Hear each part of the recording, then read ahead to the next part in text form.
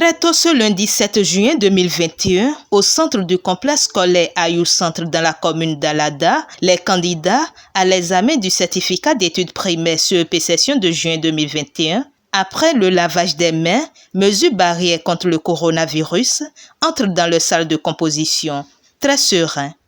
Je suis prêt. Oui, je suis prêt. J'ai appris ce que mon maître m'a appris. J'ai bien appris mes leçons et la révision. À la tête d'une délégation, Salimane Karimou, ministre des enseignements maternels et primaires, a sillonné les salles de composition et prodigué des conseils aux candidats. Je suis convaincu que tout le monde va réussir. La condition, c'est de ne pas être agité. Ne vous précipitez pas. Si on vous donne les preuves, restez calme. Lisez bien d'abord, n'ayez pas peur. Ok, bonne chance à tout le monde. Portez vos masques, même dans la cour. Si vous finissez de manger, mettez votre masque. D'accord? Ok, bonne chance à tout le monde. À 8h30, le top des épreuves a été donné par l'autorité ministérielle avec à ses côtés le préfet de l'Atlantique, le DEDAMP et le maire d'Alada.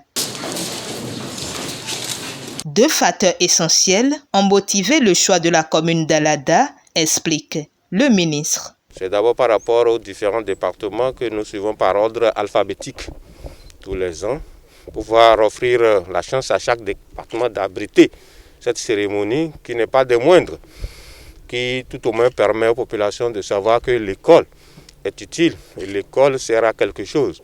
Et s'il y a encore des réticences vis-à-vis de la scolarisation des enfants, que les gens puissent se dire « Ah, ça c'est un événement », moi mais je voudrais que mes enfants, ou tout au moins de mes enfants, soient dans ce cadre. Le second critère, c'est également par rapport au taux de réussite aux différents examens ou aux examens passés.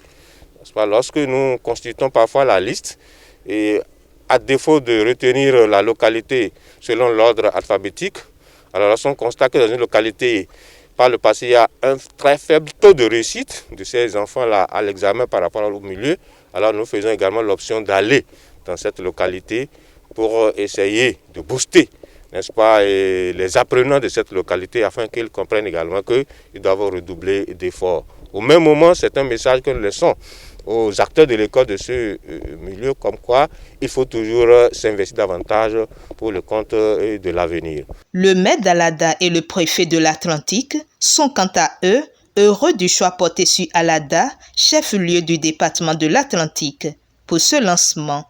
Même la Covid-19 n'a pas empêché la dynamique d'une bonne organisation et à date réelle.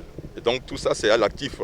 Ils ont des acteurs de l'éducation, notamment les enseignants, les parents d'élèves et les élèves également, mais surtout du gouvernement qui, donc, à travers le ministère des enseignements maternels primaires, implique donc un bon management, une bonne gouvernance de l'école maternelle primaire. Je passe par là pour dire à mes enfants d'être courageux, de travailler, qu'il n'y a pas de peur, que tout doit aller normalement. Et je dis également merci au ministre d'avoir choisi également Ayou comme le centre de lancement de CEP. Autour du chef-centre de donner les statistiques. Comme effectif, nous avons 222, dont 97 filles, réparties respectivement dans 7 salles. Nous avons 5 salles de 32 et 2 salles de 31. Une occasion pour le ministre de réitérer les recommandations à l'endroit des surveillants de salle et des parents, dont certains attendent patiemment leurs enfants à l'extérieur du centre. Les surveillants qui sont des enseignants que nous avons désignés dans les salles sont des responsables. Nous devons compter sur leur sens de responsabilité, sur leur esprit, n'est-ce pas, de patriotisme, comme quoi il faut éviter autant que faire se peut ce qui pourrait, n'est-ce pas, s'apparenter à la fraude, ce qui pourrait s'apparenter à la tricherie, qu'ils laissent les apprenants, n'est-ce pas, montrer ce dont ils sont capables. Et nous sommes sûrs que nos apprenants aujourd'hui, n'est-ce pas, savent de quoi il est question. Ils sont bien formés, l'année scolaire a été une année suffisamment apaisée.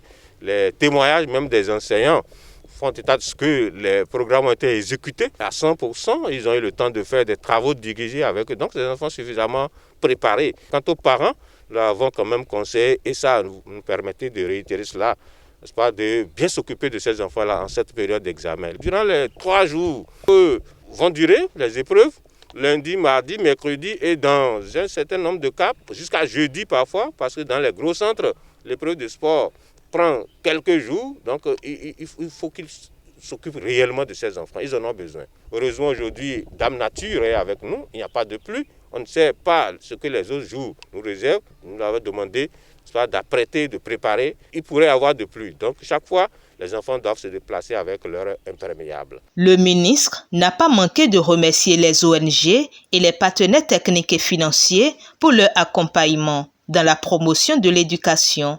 Et pour immortaliser ce lancement, un plan a été mis en terre. Pour rappel, au plan national, 242 066 candidats planchent pour cet examen.